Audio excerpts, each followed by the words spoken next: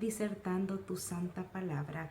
Invocamos la presencia del Espíritu del Señor sobre mi persona y sobre todos los corazones de nuestros amigos y hermanos. Gracias, Señor, por esta oportunidad. Todo esto te lo pido en tu santo y bendito nombre de Cristo Jesús. Amén. Muy bien, mis queridos hermanos, vamos a iniciar diciendo el título de este hermoso tema.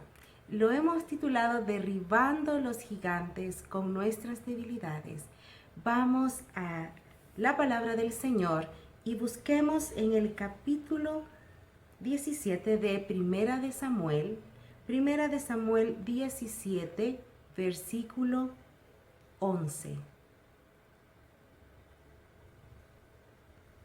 Y dice: oyendo Saúl y todo Israel estas palabras del filisteo, se turbaron y tuvieron gran miedo. En la Biblia nosotros encontramos historias con grandes enseñanzas que nos dan ejemplo que así como nosotros enfrentamos diariamente nuestras batallas, también nuestros antepasados lo hicieron y vencieron en el nombre de Jehová de los ejércitos. Hay una historia que muchos conocemos y es la historia de David y Goliat. En esta tarde no vamos a adentrar en la historia, pero sí me gustaría mencionar algunas de las características de David y características de Goliat. En las características de David vemos que él era el hijo menor de Isaí, de oficio pastor de ovejas. Dice que su aspecto era de hermoso parecer y era un joven de gran valor. Las características de Goliat dice que era de oficio guerrero desde muy joven. Era un hombre fuerte, imponente, prepotente. Era un gigante que medía 6 codos, un palmo, y su armadura pesaba 5,000 ciclos de bronce. Y una de las más feas características de este gigante era que este señor era blasfemo. Y todos sabemos, mis queridos hermanos, qué significa esa palabra. Pero volviendo a la lectura bíblica, y encontramos dos características fundamentales que este filisteo infundió en el pueblo de Israel. Dice: oyendo Saúl y todo Israel estas palabras del filisteo, se turbaron y tuvieron gran miedo. ¿Qué significa se turbaron? Significa confusión, alteración, desorden y desconcierto. Y también tuvieron gran miedo. ¿Pero cuál es su significado? Es un pánico incontrolable, un congelamiento para actuar. Fue tanta la perturbación que estas palabras causaron en el pueblo de Israel que habían pasado 40 días y no podían enviar a ningún guerrero para que hiciera afrenta, para que le diera esa victoria que el pueblo de Israel necesitaba. Y lo podemos encontrar en 1 Samuel 17, 24, que nos dice: y todos los varones de Israel que veían a aquel hombre huían de su presencia y tenían gran temor. En esta vida todos tenemos debilidades, todos tenemos gigantes con los cuales nosotros tenemos que estar luchando día con día. Tenemos defectos, tenemos imperfecciones, llámese físicas, emocionales, intelectuales y espirituales. También tenemos un sinfín de circunstancias incontrolables que nos limitan. Pueden ser financieras, pueden ser relacionales. Pero lo más importante es, joven, adultos, ¿qué nosotros hacemos con nuestras debilidades? Muchas veces solemos negarlas, muchas veces solemos defenderlas, ocultarlas, pero esto le impide a Dios utilizarlas de la manera que Él desea hacerlo. Dios tiene una perspectiva completamente diferente de tus y de mis debilidades. Y podemos tener una lectura en Isaías 55, 8 y 9, porque nos dice: porque mis pensamientos no son vuestros pensamientos, ni vuestros caminos mis caminos, dice Jehová, Como son más altos los cielos que la tierra, así son mis caminos más altos que vuestros caminos, y mis pensamientos más que vuestros pensamientos. De manera, mis queridos hermanos, que Dios actúa de manera exactamente opuesta a la que nosotros estamos esperando. Pensamos que Dios solamente quiere utilizar nuestras fortalezas, pero Él también quiere utilizar nuestras debilidades para su gloria, para su honra. Nuestras debilidades no son un accidente. A Dios no le impresiona la fuerza, a Dios no le impresiona la autosuficiencia. De hecho, Él es atraído por los débiles, que admitamos ser que somos débiles. Y Jesús consideró el reconocimiento de nuestras necesidades como un atributo de los pobres en espíritu. Esta es la actitud que Jesús bendice. Podemos citar en Mateo 5:3, donde nos dice esta palabra y esta bienaventuranza maravillosa.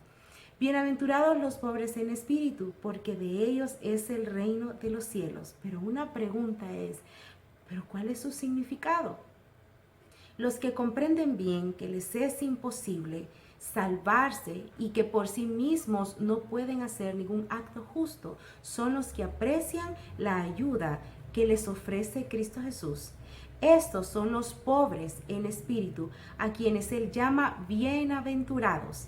Primeramente, Cristo produce contrición en quien perdona, y es obra del Espíritu Santo convencer de pecado. Aquellos cuyos corazones han sido conmovidos por el convincente Espíritu de Dios reconocen que en sí mismos no tienen ninguna cosa buena. Saben que todo lo que han hecho está entretejido con egoísmo y pecado. Así como el publicano se detiene a la distancia sin atreverse a alzar los ojos al cielo y claman, Dios, sé propicio de mi pecador. Todos los que sienten la absoluta pobreza del alma, que saben que en sí mismos no hay nada bueno, pueden hallar justicia y fuerza recurriendo a Cristo Jesús. Esto lo podemos encontrar en Discurso Maestro de Jesucristo, página 12 y 13. Pero la Biblia está llena de ejemplos de cómo Dios ama y usa a las personas imperfectas y a personas ordinarias para hacer cosas extraordinarias, a pesar de sus debilidades. Si Dios usara solo personas perfectas, no sería hecho, porque ninguno de nosotros es perfecto. El gran misionero Hudson Taylor declaró que todos los gigantes de Dios fueron débiles. Ahora, ¿cuáles serían algunos de estos ejemplos? Tenemos la debilidad de Moisés. Era su temperamento. Le condujo a matar a un egipcio. También golpeó la roca cuando se suponía que tenía que hablarle solamente. Y también rompió las tablas de los 10 mandamientos. No obstante, Dios transformó a Moisés en el hombre más humilde de la tierra. ¿Cuál era la debilidad de Gedeón? Era su baja autoestima y una inseguridad profunda. Sin embargo, Dios lo transformó en un hombre de valor, en un hombre valiente, en un hombre poderoso. También tenemos una debilidad en Abraham. Era el temor. No una, sino 2 veces. Para protegerse, dijo que su esposa era su hermana. No obstante, Dios transformó a Abraham en el padre de todos los que creen. Tenemos a David, el adúltero. Dios lo convirtió en un hombre conforme a su corazón. ¿Y qué decir de Juan, uno de los apóstoles arrogantes, antes conocidos como Boanerges, y su significado es hijo del trueno? Lo convirtió en el apóstol del amor. Gloríate de tus debilidades, dijo Pablo. De mí no haré alarde, sino de mis debilidades. En vez de mostrarnos autosuficientes e insuperables, observémonos a nosotros mismos como un trofeo de gracia. Y cuando Satanás apunte a nuestras debilidades, acuérdate de Dios y llena de alabanzas a Jesús, que Él nos entiende cada una de nuestras debilidades. ¿De qué manera nosotros podemos ser transformados? Dios tiene un propósito detrás de cada problema. Él se vale de nuestras circunstancias para desarrollar nuestro carácter. De eso podemos estar seguros. Jesús nos advirtió que tendríamos problemas en este mundo. A nadie, absolutamente nadie, es inmune al dolor. Nadie puede evitar el sufrimiento. Nadie puede deslizarse a través de la vida sin problemas. La vida es una serie de conflictos. Cada vez que nosotros logramos solucionar uno, hay muchos haciendo fila. No todos son grandes, pero sí todos son significativos en el crecimiento que Dios tiene para ti. Dios usa los problemas para acercarte a Él, dice la Biblia. Encontramos en Salmos 34, 18, y dice, es algo maravilloso, mis queridos hermanos, dice, cercano está Jehová a los quebrantados de corazón y salva a los contritos de espíritu. Nuestras experiencias de adoración más profundas probablemente ocurran en nuestros días más oscuros. Cuando tu corazón esté destrozado, cuando te sientas abandonado, cuando ya no tengas más opciones, cuando el dolor sea enorme y solo te quede recurrir a Dios, pronunciemos nuestra oración más profunda, más sentida, más sincera, más auténtica, ya que cuando estamos atravesando por el dolor o sufrimiento no tenemos tiempo para oraciones superfluas. Recordemos que el plan de Dios es perfecto para nuestras vidas.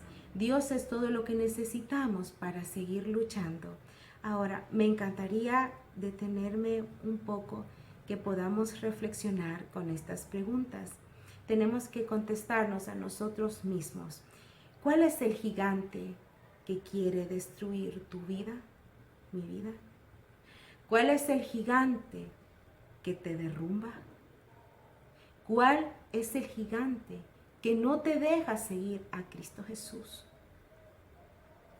¿Cuál es el gigante que te detiene para alcanzar algo más en tu vida? Yo te digo en esta tarde, tú vas a derribar este gigante en el nombre del Señor Jesús, sea cual sea. Nosotros hemos llamado a ser vencedores. Somos siervos del Rey de Reyes y Señor de Señores. Y no tienes que temer, que tú vas a lograr en este 2021 a derribar esos gigantes que están atormentándote en tu vida. Queridos hermanos, sabemos que este año no ha sido favorable para todos y hemos pasado momentos muy difíciles. Sabemos que solamente en Cristo Jesús nosotros hemos tenido refugio.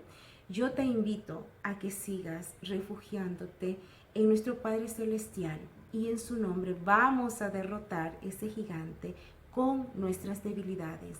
Ya hemos visto muchos ejemplos de hombres que eran ordinarios y Dios convirtió a esos hombres de valor, hombres valientes, hombres que vencieron en su nombre, que confiaron plenamente en el Señor Jesús. Acordémonos, hermanos, que esa palabra tan pequeña de confiar es como una persona que sea no vidente, pero confía.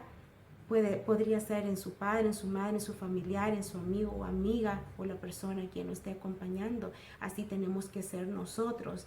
Tenemos que, aunque tengamos una venda en los ojos, confiar en ese Padre amante, en ese Padre eterno que no nos va a abandonar, no nos va a dejar en estos momentos de tribulación que hemos pasado, que seguiremos pasando. Así que tenemos que refugiarnos en los brazos del Señor Jesús. Y como dice el apóstol, bástate mi gracia, porque mi poder se perfecciona en la debilidad. Por tanto, de buena gana, me gloriaré más bien en mis debilidades, para que repose en mí el poder de Cristo. Hagamos una promesa, mis hermanos, al Señor Jesús, que en este nuevo año yo deseo cumplir todas mis metas, todos mis sueños, todos mis propósitos, Pero recuerda que la meta más grande es alcanzar la vida eterna y poder hablar a otros de su amor, de su poder, de los milagros que ha hecho en nuestra vida, para que ellos también puedan ser salvos y no solamente nosotros. Tenemos que preparar nuestras almas porque Cristo viene pronto, y recordemos que los gigantes los podemos derrotar con nuestras debilidades en el nombre del Señor Jesús. Que Dios me les bendiga. Un fuerte abrazo.